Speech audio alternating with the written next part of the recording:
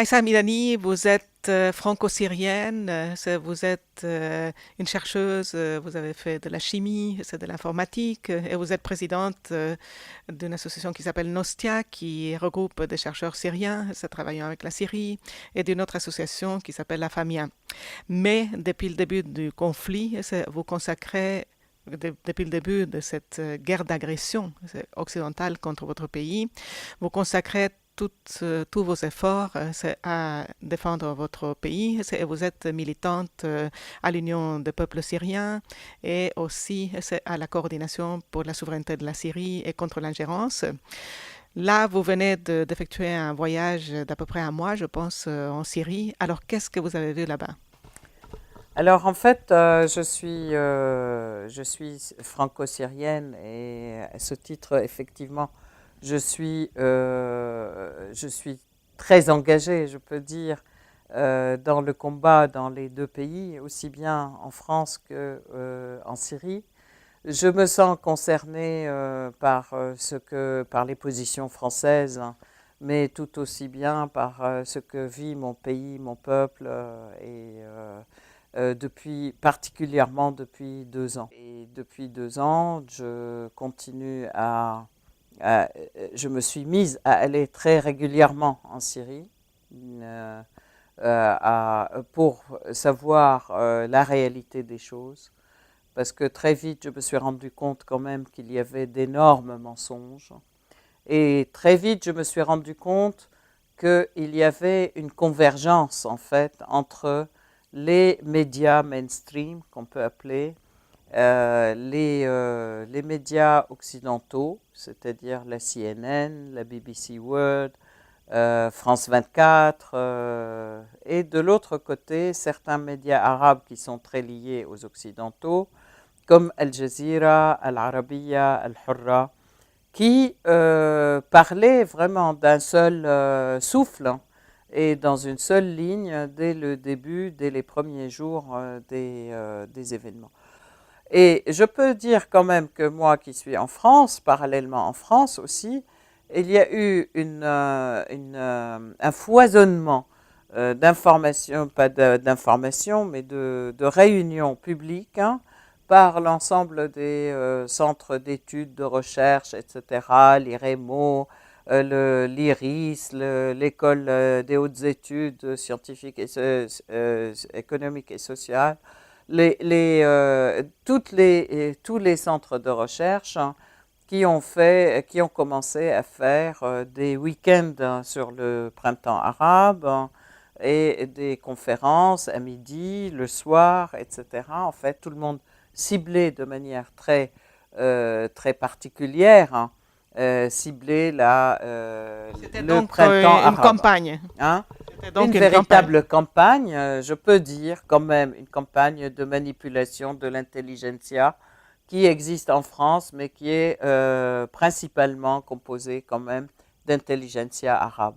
Donc en fait, c'est vrai que ça m'a beaucoup interpellée. Et puis très vite, hein, une réunion à l'Institut du monde arabe organisée par Juppé, qui a, avec l'IRIS, avec aussi tous les responsables de stratégie du Quai d'Orsay, avec le directeur de l'IFPO, de l'IFEAD. L'IFEAD, c'est le centre d'études du Moyen-Orient, en fait, l'Institut français d'études à Damas et au Proche-Orient, l'IFPO, et il y avait aussi les responsables d'échanges économiques aussi entre le Moyen-Orient et la France. Plus, alors, ceux qui étaient invités, c'était des délégations d'activistes, hein, appelés activistes de tous les pays arabes. Donc tout le monde était représenté. Il y avait les Égyptiens, les Tunisiens, les Libyens. Et aussi, alors par contre, il y avait le responsable de communication du roi de Jordanie. Là, c'était l'officiel. Et du côté marocain, c'était aussi des officiels. La composition très bizarre et étonnante. Et en fait, on comprend par la suite pourquoi.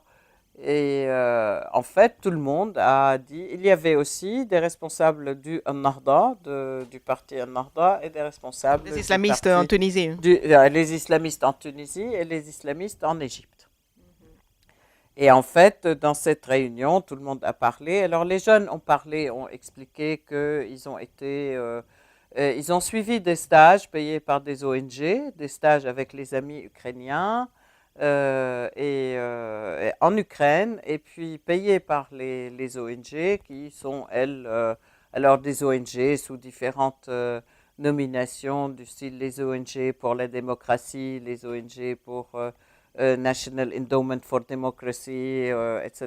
Les ONG démocratie, anglo-américaines. Donc. voilà, anglo-américaine, c'est bon. Et donc, ils sont allés à ces stages, et dans les stages, on leur a montré comment il fallait rentrer dans les villes par la campagne, comment il fallait investir les campagnes d'abord, rentrer et se faire accepter par les bidonvilles autour des villes, par les quartiers pauvres, comment il fallait investir les quartiers pauvres et puis attaquer les villes par les quartiers de la périphérie, etc.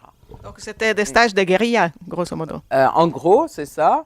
Et puis d'un autre côté, aussi des stages Internet, donc de Photoshop, comment dire, de réseaux sociaux, de comment communiquer avec les autres, de comment fabriquer des films, comment informer, entre guillemets, je peux dire comment déformer l'information, et etc. En fait, tout a été dit et de manière très très ouverte. Et puis à ce stade, je peux dire que le livre de Monsieur Eric Denessé, qui est la face cachée des printemps arabes, Monsieur Denessé est quand même le directeur du Centre français de recherche sur le renseignement, qui, dans ce livre, confirme exactement, enfin, il relate exactement les mêmes faits qui ont été relatés par ces jeunes dans cette réunion. Alain Juppé, il est resté toute la journée du matin au soir et il a pris le micro à la fin de la journée pour dire j'en conclus que désormais notre politique était erronée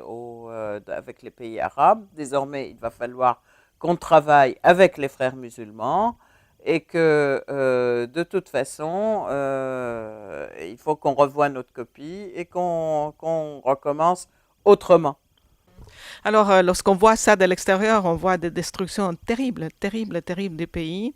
Et on se demande comment est-ce que la population syrienne fait face. Parce que cette population reste quand même mobilisée pour son pays et contre ces djihadistes. Alors, comment est-ce qu'elle fait face? Alors, je reviens pratiquement un petit peu à la première question que vous m'avez posée, qui est comment se fait-il que le pouvoir tienne? Le pouvoir tient parce que d'abord, le peuple est très uni, le peuple syrien. Et en fait, on a voulu faire une attaque confessionnaliste pour casser cette unité. Mais c'est une unité qui dure depuis des millénaires. Nous avons toujours vécu ensemble et ça ne se casse pas en 2 jours comme ça. Et en fait, donc plus ces attaques sont fortes, plus le peuple s'unit entre lui. Les différentes composantes du peuple syrien se cimentent et s'unissent contre ces invasions. Alors, je peux dire des exemples qui m'ont vraiment touché très, très profondément. C'est le nombre d'associations, de courants, de jeunes, de moins jeunes, de femmes, d'hommes, etc., qui se sont faits spontanément pour l'entraide. Je peux dire qu'à l'intérieur, il y a 3 millions de personnes déplacées, 3 peut-être un peu plus, on frise les 4 millions aujourd'hui. Il n'y a pas une personne qui couche dehors. Il y a moins de SDF donc, en Syrie qu'en France. Ah ben oui, sans aucune difficulté en fait. Beaucoup de centres d'hébergement ont été mis à disposition par l'État, qui ne sont d'autres que des écoles, des cités universitaires, des gymnases, etc. Donc vraiment, personne n'est dehors. Ça, c'est quelque chose de très louable. Mais en plus, tout le monde reçoit son panier repas tous les jours et tout le monde est soigné tous les jours. Donc les médecins vont aussi faire les visites médicales, etc., font même les vaccins des enfants, etc. Parce que, bon, c'est une situation où il y a quand même une grande densité de population en peu d'espace et il y a quand même en hiver beaucoup d'épidémies, de grippe, de rhume, etc. Surtout que il y a en même temps un manque de mazout et de fuel pour se chauffer. Il y a eu des appels officiels à tous les réfugiés qui sont partis à l'extérieur pour qu'ils rentrent au pays, pour qu'ils se fassent aussi respecter, parce que tout le monde est respecté et protégé à l'intérieur, alors que les camps de réfugiés en Jordanie se sont transformés en camps à la solde des Qatar qui viennent, les hommes du Qatar qui viennent acheter des filles de 7 ans, 8 ans, 10 ans, etc., pour les, soi-disant, les épouser. C'est absolument effarant. Et des réseaux de prostitution qui se mettent en place de toutes les filles syriennes. Voilà, donc l'État syrien appelle tous les réfugiés à rentrer au pays et en leur promettant une amnistie, même s'ils faisaient partie des djihadistes, il y a des amnisties. Je crois qu'il y a eu beaucoup d'amnisties ces derniers Alors, temps. effectivement, il y a eu beaucoup d'amnisties. Je peux dire que depuis tout le temps, enfin depuis un an plus spécifiquement, donc il y a eu appel après appel aux jeunes de rendre leurs armes. Je rappelle le premier appel, Hillary Clinton a tout de suite réagi, non, non, ne rendez pas vos armes, il est hors de question, etc. Alors qu'il y avait beaucoup de jeunes qui pensent avoir été grugés, en fait, tout simplement. Ils pensaient que c'était la révolution et ils se rendent compte que c'est un plan impérialiste pour casser la Syrie. Donc, ils avaient peur parce ils sont allés loin et ils sont allés jusqu'à combattre et ils se sont dit, ça y est, c'est cuit pour nous, on ne peut plus refaire marche arrière. Et là, il y a eu quand même beaucoup de campagnes qui les rassurent qu'ils vont être Oui, je crois que même il y a bien traités, des etc. médiateurs qui, Voilà. dans la population, donc, tentent de médier entre des groupes de Syriens qui se sont opposés par les armes. Absolument. Alors là-dessus, je peux dire qu'il y a eu pendant toute l'année dernière, pendant tout 2012, hein, et parce que je suis restée 3 mois en 2012 en fait en Syrie, il y avait tous les jours dans chacune des villes 200 à 300 amnisties. Donc beaucoup de personnes sont revenues et ils se sont repentis, si je peux dire, parce qu'ils étaient vraiment, ils se sont rendus compte qu'ils étaient trompés. Et ça, c'est quelque chose d'assez important, mais à chaque fois que, comment dire, on sent que les choses vont se terminer, que la population a bien pris conscience, etc., il y a une affluence de djihadistes de l'extérieur. Comme là maintenant, par exemple, à partir du moment où il y a eu même des pans entiers de l'ASL, euh, ce qui n'est déjà pas très nombreuse, mais des pans entiers de cette ASL qui se rendaient avec leurs armes, et ben, en fait, tout de suite, l'Europe affirme que, enfin, pas l'Europe, non, la France et l'Angleterre affirment qu'ils allaient réarmer l'opposition syrienne, entre guillemets, et que, quelle que soit la décision de l'Union européenne, en fait, qu'ils allaient surpasser les décisions de l'Union européenne. Ce qu'ils ont fait, d'ailleurs, il y a eu énormément une très grande affluence d'armes qui est arrivée en Syrie. Et là, ils disent, bon, on peut se dire Il y a quand même les Français qui sont qu'ils revenus reculent, qui ont reculé sur ces positions. effectivement. Alors, M. Hollande recule sur cette position, d'abord parce qu'il y a beaucoup de personnes en France qui ne sont pas d'accord, mais aussi parce que je pense il est important, enfin la France a sa place qui est plus aux côtés des pays dits de l'Est, je veux dire aux côtés de la Russie, de la Chine et des pays du BRICS. naturellement, plutôt que du côté des Américains qui ne veulent que des vallées qui obtempèrent. Et que pour moi, là, en tant que citoyenne française, je parle, il est important que la France reprenne aussi sa souveraineté face au diktat américain et face à cette structure de l'OTAN qui fait vraiment perdre la souveraineté à la France, et que la France arrive à avoir des rapports corrects et directs avec les autres pays, y compris avec la Syrie et les pays du Moyen-Orient, sur une base de respect mutuel, sur une base d'échange gagnant-gagnant, mais aussi avec tous les pays du BRICS, basés sur la souveraineté des uns et des autres, hein, qu'on arrête ces rapports de maître à valet, en fait, ce qui est absolument inacceptable dans le monde. Là, vous parlez de la France et de la Russie. Et récemment, donc je pense le 8 avril, le président Poutine, qui est en voyage en Allemagne actuellement,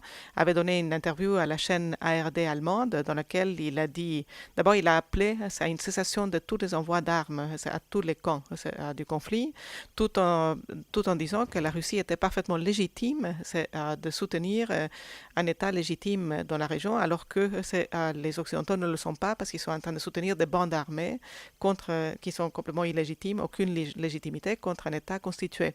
Mais il a dit, voilà, il faut arrêter tous les envois d'armes.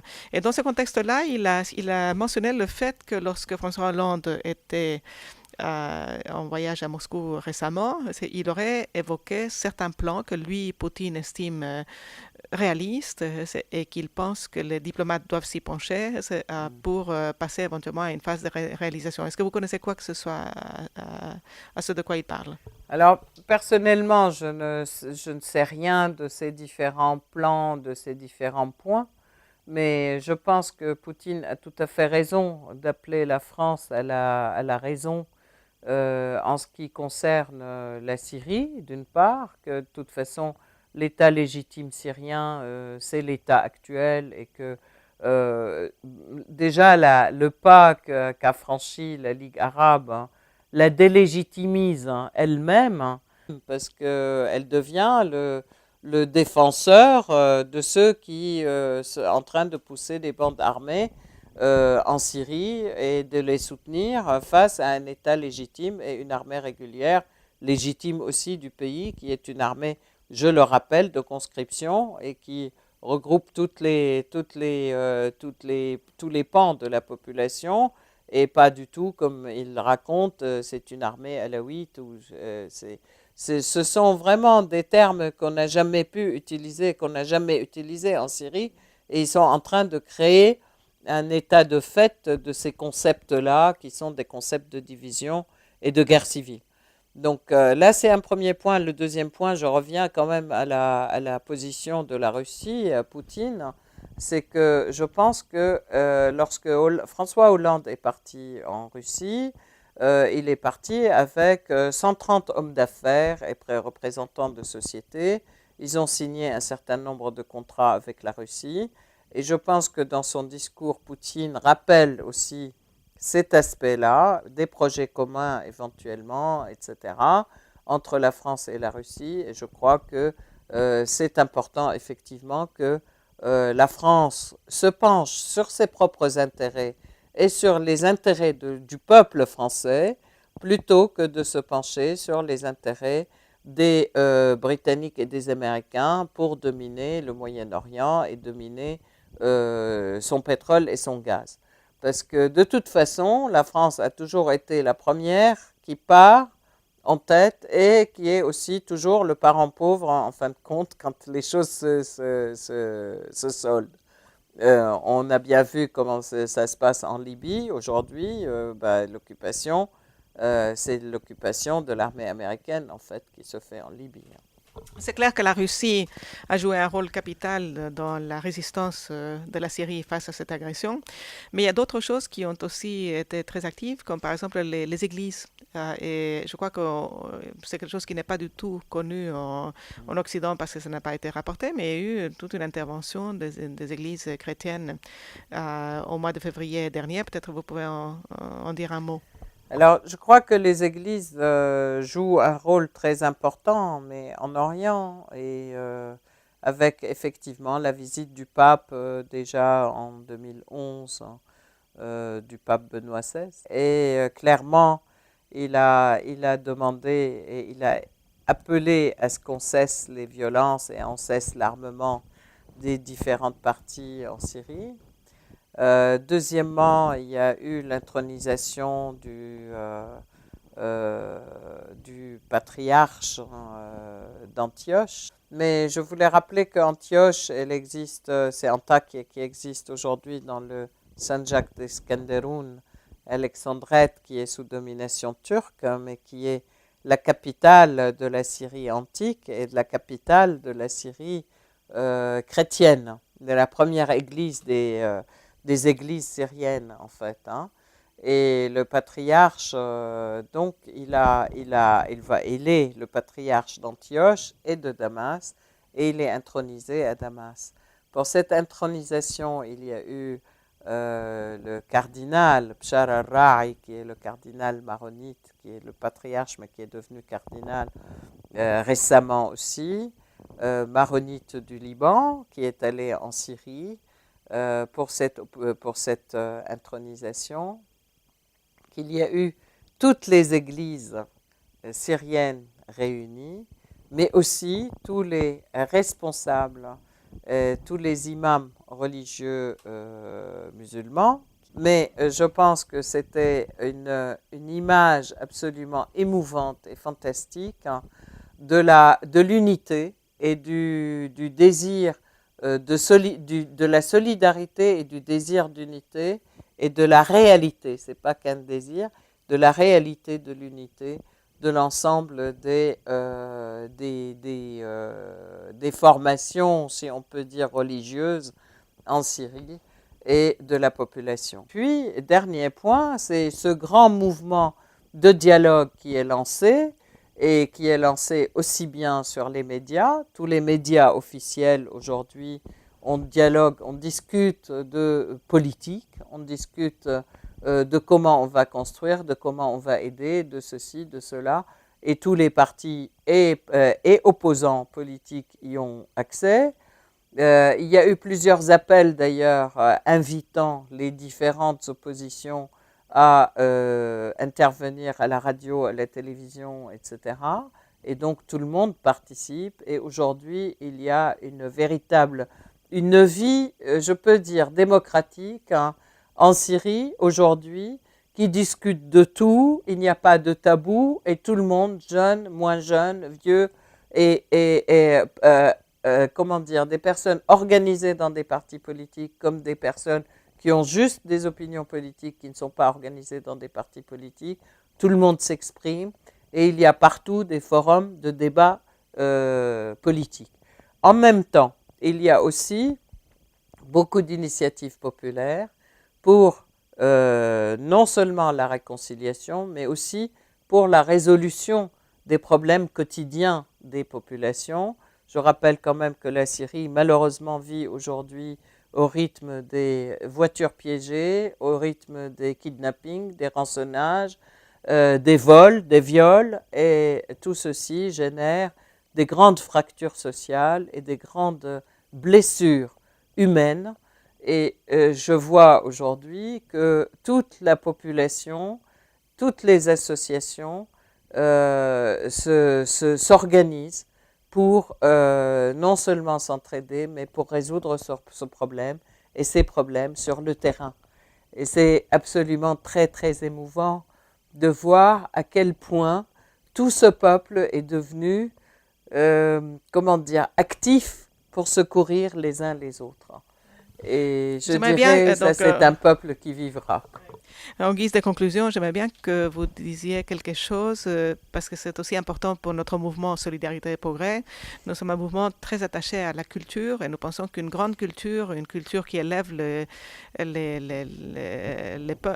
l'esprit, est fondamentale à toute république. Et je crois qu'il y a eu des initiatives culturelles aussi parmi les Syriens. Peut-être vous pouvez en dire un mot. Absolument. Donc, à l'occasion de congrès pour le dialogue en Syrie, qui était organisée par le ministère de la Culture, justement. Donc il y a eu tout un tas de débats sur le rôle de chacun, le rôle de des intellectuels, le rôle des professeurs. Mais en fait, dans la salle, il y avait des jeunes qui ont dit, nous, on voudrait parler de quelque chose. C'est une initiative qu'on mène depuis un an. Et c'était des jeunes filles, effectivement, des universitaires et des profs, etc., qui mènent une expérience de théâtre de rue à Homs, qui font participer tout le monde, en fait. Et l'idée, c'est qui ont raconté leur expérience dans les coins les plus difficiles, c'est-à-dire elles vont même aussi dans les quartiers qui sont investis par les djihadistes qui Il sont faut dire que connus c'est pour à Homs être que le djihadisme a été lancé voilà, et absolument, s'est et qui sont imposé. très intransigeants et qui coupent des têtes et qui coupent des membres, etc. Et donc, elles vont, elles discutent, et puis ils font du théâtre de rue sympathique qui fait participer tout le monde, qui pose les problèmes de la société et qui essaye de résoudre les choses par comment dire, par la beauté, je peux dire. Hein. Il y a aussi un autre mouvement d'autres jeunes qui ont pensé que c'était très important de réhabiliter les jardins parce que la verdure et les fleurs, etc., c'est la meilleure réconciliation de l'être avec la nature et avec lui-même pour aider à cicatriser toutes ces blessures. Donc, ils font ça en volontaire. En fait, il y a un travail de volontariat fantastique qui se développe. Hein. Et il y a des formateurs qui donnent aussi des formations, mais gratuitement. Il y a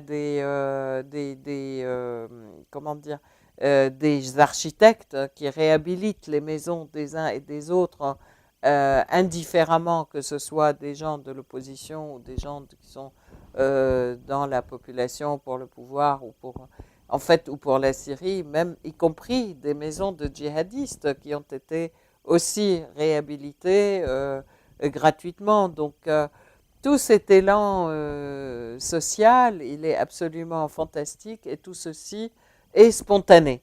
Il y a très peu de choses qui sont organisées. Bien sûr, l'État facilite, hein, quand on lui demande, facilite les choses. Et donc, ces personnes qui ont demandé aussi à être aidées par le ministère de la Culture, qui était d'ailleurs, la ministre de la Culture était toute enchantée de faire leur connaissance et en mettant aussi à disposition des moyens, etc., parce qu'il faut des moyens minimum de vidéo, etc. Donc là, c'est très... Moi, j'avoue, j'ai été saisie au cœur, quoi, par toutes ces initiatives et par toute cette générosité que je connais du peuple syrien. Mais à ce point, je ne l'imaginais pas. Mais c'est une générosité créative aussi. Alors, il y a une autre initiative dont j'ai pris connaissance que je voudrais relater parce qu'elle est vraiment très intéressante. C'était comment dire, la célébration de la mère des victimes. Toutes les mères qui ont perdu des enfants. On dit les mères des martyrs, en fait, qui sont tombées. D'ailleurs, d'un côté comme de l'autre, hein, qui sont tombées dans ces événements. D'un côté comme de l'autre, c'est-à-dire les mères de soldats qui sont tombés pour défendre le pays, mais comme aussi les mères des soi-disant djihadistes qui sont tombés parce qu'ils sont aussi, comment dire, pas détournés, ils sont... euh, j'arrive plus à trouver le terme en français, qui ont été trompés. Et donc, cette initiative donne à chaque mère 10 enfants pour remplacer le sien. C'est en fait, on donne à la femme, à la dame, 10 extraits de naissance qui correspondent à 10 enfants, pas enfants nécessairement, mais même des adultes, en fait, des jeunes, qui, pour eux, elle devient leur mère adoptive et eux, ils doivent s'occuper d'elle complètement, c'est-à-dire s'occuper de ses courses, de ses soins, de l'aider dans la vie quotidienne, de lui assurer toutes les possibilités, etc. Et j'ai trouvé donc ces personnes, pourquoi 10? Parce qu'ils ont aussi leur vie, leur profession et leurs parents, etc. Mais c'est aussi une manière de remplacer et de reconnaître, je dirais. Et ça, c'est quelque chose qui m'a vraiment profondément touchée. C'est une initiative qui s'est déployée dans toute la Syrie. C'est un événement, quoi. Ouais. Aïssa, avant de terminer, est-ce que vous avez quelques mots à dire? Vous êtes citoyenne française aussi. Est-ce que vous avez quelques mots à communiquer à nos concitoyens ici qui, par rapport à cette générosité dont vous parlez là, et par rapport à d'autres problèmes, sont devenus, ou on a l'impression qu'ils sont devenus indifférents?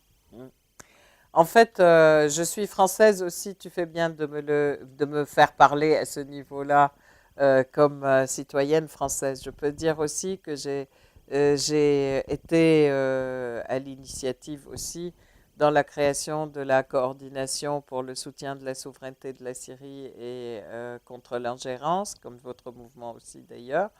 Et donc nous soutenons par des actions politiques, par de l'information, la souveraineté de la Syrie. On fait de la contre-information ou de la réinformation, je peux dire, par rapport à ces médias mainstream qui continuent à cracher des mensonges, en fait.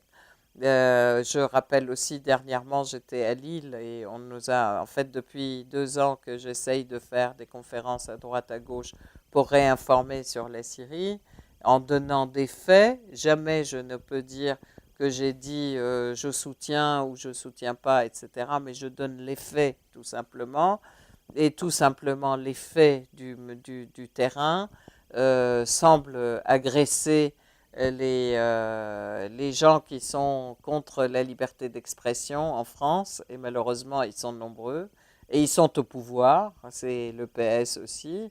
Et donc, on nous a enlevé la salle pour l'initiative à Paris pour la réunion du 23 mars. En dernière minute, il a fallu que je cours pour trouver la salle de l'AGK où la réunion s'est tenue aussi. À Lille, récemment, encore avant-hier, à Lille, on nous a enlevé la salle en dernière minute et la mairie a trouvé moyen quand même de changer la serrure de la salle qu'elle avait donnée à la coordination communiste qui a organisé l'événement. Ils ont changé la serrure parce que ils se sont rendus compte après qu'il ne fallait pas donner la salle. Et on a quand même réuni un monde intéressant. On s'est replié dans un restaurant. On était 100, 120 personnes pour parler de la Syrie.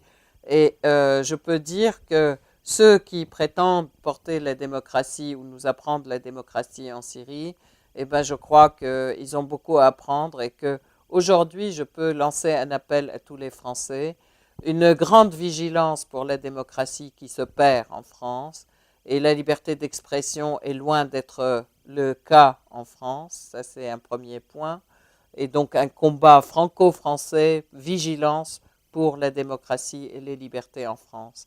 Et deuxième point, je pense qu'il est important que chacun de nous devienne aussi porteur de la vérité et un membre de la réinformation sur la Syrie. Et troisièmement, des revendications purement pour la Syrie. La Syrie souffre d'un tas de sanctions injustes qui lui sont tombées dessus à cause de mensonges justement des médias. Donc aujourd'hui, je peux dire, exigeons la levée immédiate de toutes les sanctions contre la Syrie et exigeons aussi le retour de tous les ambassadeurs à leur poste, les ambassadeurs syriens, et la reprise des relations avec la Syrie, normalement, en tout respect et en tout respect de la souveraineté de la Syrie et en tout respect de la démocratie. C'est au peuple syrien de décider ceux qui le gouvernent, et ce n'est ni à la France, ni à l'Angleterre, ni aux États-Unis, ni au Qatar de nous imposer d'imposer au peuple syrien des dirigeants qu'ils n'ont jamais choisis. Merci, Aïssa.